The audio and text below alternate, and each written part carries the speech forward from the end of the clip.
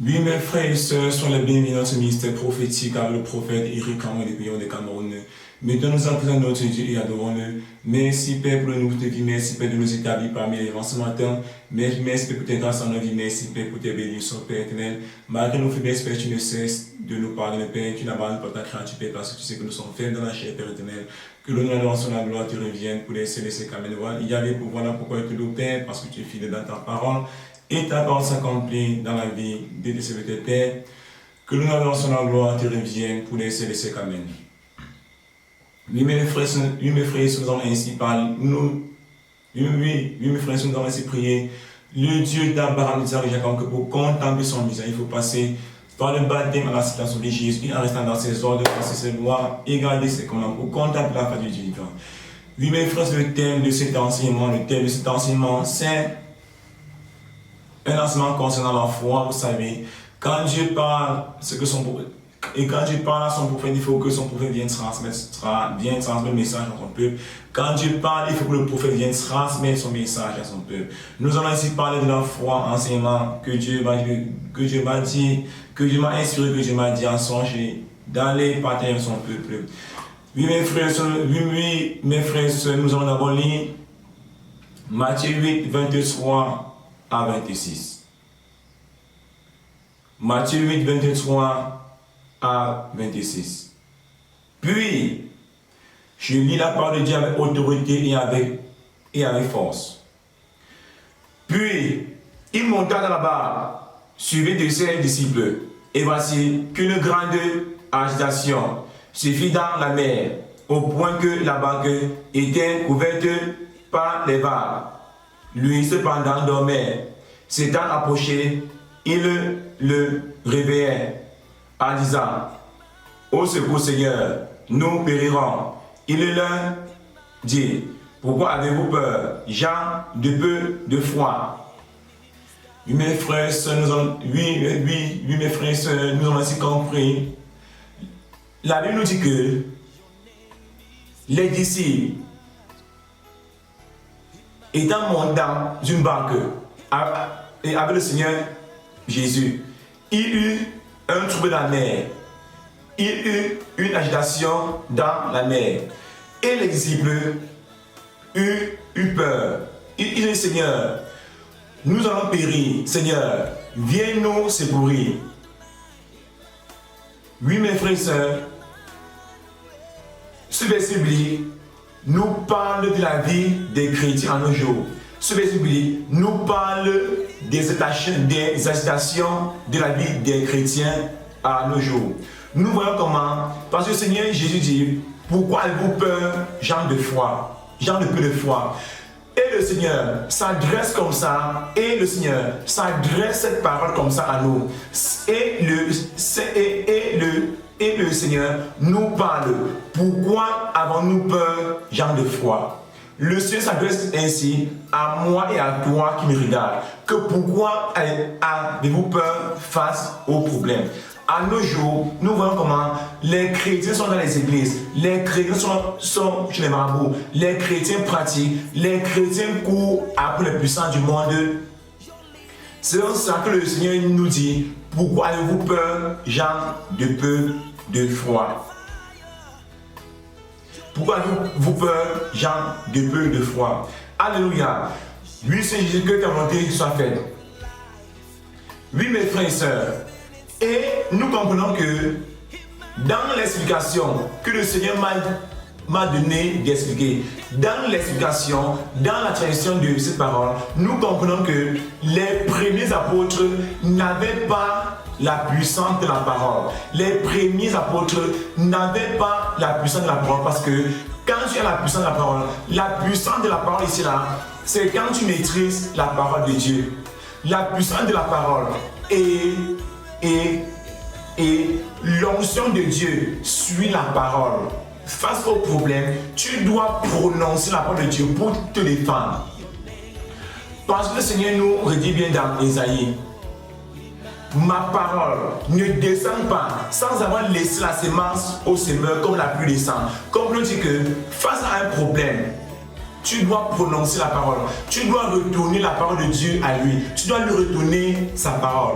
Selon ça qu'on dit, la puissance de la parole. Je prononce une parole et elle s'accomplit. Je prononce une parole pour me défendre et la parole s'accomplit. Au nom de Jésus. Et les premiers apôtres n'avaient pas cette maîtrise. Et les premiers apôtres n'avaient pas cette connaissance. Comme à nos jours, les chrétiens n'ont pas la connaissance. Les chrétiens ne connaissent pas se défendre face aux problèmes. Et les chrétiens sont incapables de se défendre face aux problèmes. Parce qu'ils sont ignorants. Mes frères et sœurs, quand on parle, voici comment désormais nous allons déplacer nos montagnes. Voici comment désormais nous allons nous défendre face à l'ennemi. Frères et sœurs, quand tu as cette connaissance, quand tu as cette connaissance de te défendre, quand tu as cette connaissance de la parole, quand tu maîtrises la parole, quand tu connais, quand est-ce que tu vas prononcer une parole pour te défendre, quand tu connais, quand est-ce que, quel verset biblique tu vas toucher pour te défendre, le malheur fuit de toi et la peur fuit de toi, tu n'as plus peur. Parce que quand tu maîtrises cette parole-là, quand tu maîtrises, quand tu connais déjà que, quand nous prenons la Bible, Jacques 4, 7 à 8, quand tu connais déjà les versets bibliques là, Jacques 4, 7 à 8, Jean 4, 7 à 8, Jean 4, 7 à 8, Jean 4, 7 à 8, pardon. Soumettez-vous donc à Dieu, résistez au diable et il fuira loin de vous. Approchez-vous de Dieu et il s'approchera de vous. Purifiez vos mains, pécheurs. Sanctifiez vos cœurs, gens à l'âme. Vos cœurs, gens à l'âme partagée. Comme vous dites que, le Seigneur nous dit que soumettez-vous à Dieu, résistez au diable. Soumettez-vous à Dieu et résistez au diable. En nos jours, frères et sœurs, nous voyons comment les gens se soumettent à Satan. Les gens résistent à Dieu. Dieu parle, ils ne comprennent pas. Dieu parle par ses prophètes, par ses pasteurs, ils ne comprennent pas.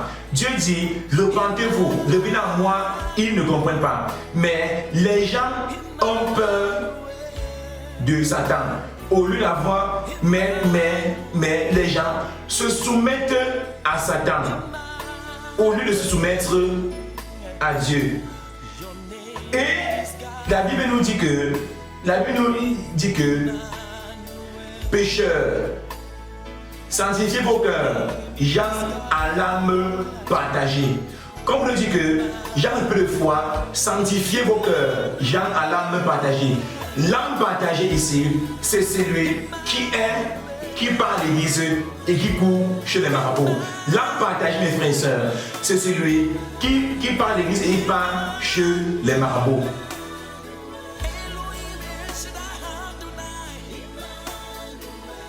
L'âme partagée, c'est celui qui part à l'église et qui part chez les marabouts. Le Seigneur nous dit que soumettez-vous à Dieu. Soumettez-vous donc à Dieu. Résistez au diable et il fuira loin de vous. Ça, là, mes frères et sœurs, c'est d'abord le premier point. Quand tu as connaissance de la parole, quand tu as cette connaissance-là, le malheur a peur de toi. Et quand nous lisons, bien-aimés, dans le Seigneur, Matthieu 10, 27 à 37. Matthieu 10, 27 à 30. Matthieu 10, 27 à 30. Le Seigneur dit que ce que je vous ai dit dans les ténèbres, dites-le au grand jour. Et ce que vous entendez dans les creux de l'oreille, proclamez-le sur la toile. Ne criez rien de ce qui tue le corps, mais ne peut pas tuer l'âme. Criez plutôt celui qui peut perdre dans la géhenne, à la fois l'âme et le corps. Le Seigneur dit que ne vendons pas 2 passereaux pour un âne. et pas un d'entre eux ne tombe au sol à l'issue de votre père. Et vous dort, vos cheveux même sont tous comptés. Vos cheveux sont tous comptés. Le Seigneur Jésus nous dit que ne craignez pas celui qui vient tuer le corps et ne peut tuer l'âme. La Bible nous dit que craignez plutôt celui qui peut faire périr le corps et envoyer l'âme dans la géhenne. Comme on dit que nous revenons dans le verset de Jean, où la Bible nous dit que résistez à Dieu, soumettez-vous à Dieu et résistez au diable. Parce que notre corps, notre âme appartient à Dieu. Ça, c'est donc le deuxième point de la puissance de la parole. Ça, c'est donc le deuxième point de la puissance de la parole. Mon béni, alléluia. Quand tu as bien ces deux versets bibliques, tu peux te défendre face à l'adversaire. Quand tu as ces deux versets bibliques, tu peux te défendre face au problème. Voilà pourquoi le prophète Daniel, qui avait cette connaissance, Daniel avait la puissance de la parole. Daniel avait la connaissance de la parole. Et il savait que quand il va appliquer ce verset biblique, le diable doit le fuir. Et le Seigneur envoie ses anges le délivrer. Prenons Daniel 6, 17 à 24. Alors, le roi donna ordre de faire venir Daniel et de le jeter dans la fosse au lion. Le roi dit à Daniel, ton Dieu que tu as servi avec persévérance, c'est lui qui te sauvera. On apporta une pierre posant sur l'entrée de la fosse. Et le roi s'y opposa, son sceau, et c'est lui de ses seigneurs. En sorte que rien ne peut être modifié. De ce qui concernait Daniel, le roi rentra dans son palais, passant la nuit à gêner et ne laissa pas amener de concubines. Comme on dit que le roi, après avoir jeté Daniel dans la fosse des lions,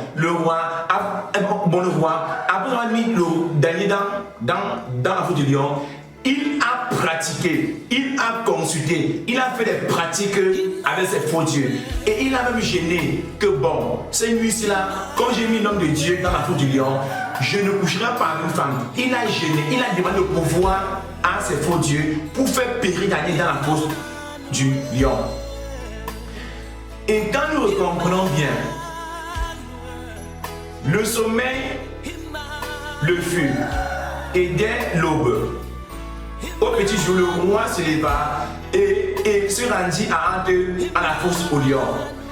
S'approchant de la fosse, il cria à Daniel d'une voix angoisse. Daniel, serviteur du Dieu vivant, ce Dieu que tu as servi avec persévérance, as-tu pu te faire échapper au lion? Daniel répondit au roi, ô roi, vis à jamais. Mon Dieu a envoyé ses anges, il a fermé la gueule des lions et ils ne m'ont pas fait du mal parce que j'ai été trouvé innocent devant lui et devant toi aussi, ô roi. Je suis sans faute. Le roi éprouvait une grande joie et on a de faire sortir Daniel de la fosse. On fit sortir Daniel de la fosse et on le trouva indemne parce qu'il avait eu foi en son Dieu. Le roi monta ses hommes qui avaient calomnié Daniel et les fit jeter dans la fosse aux lions. Eux, leurs enfants et leurs femmes, et avant même qu'ils eussent atteint le fond de la fosse, les lions s'étant emparés d'eux et leur avaient broyé les os. Comme je dis que quand quand tu as la connaissance de cette parole, quand tu as la connaissance et que tu prononces une parole pour te défendre, toi qui es innocent, tout ce que l'ennemi a prévu contre toi, tout ce qu'ils ont planifié contre toi, tout ce qu'ils ont dit contre toi, les prières, les incantations, les rituels, les accidents, retourne à l'envoyeur quand tu prononces une parole à l'autorité. Parce que quand tu prononces l'onction sur la parole, l'Esprit Saint sur sa parole pour accomplir sa parole dans ta vie, mon bien-aimé. Selon ça, la parole du Seigneur.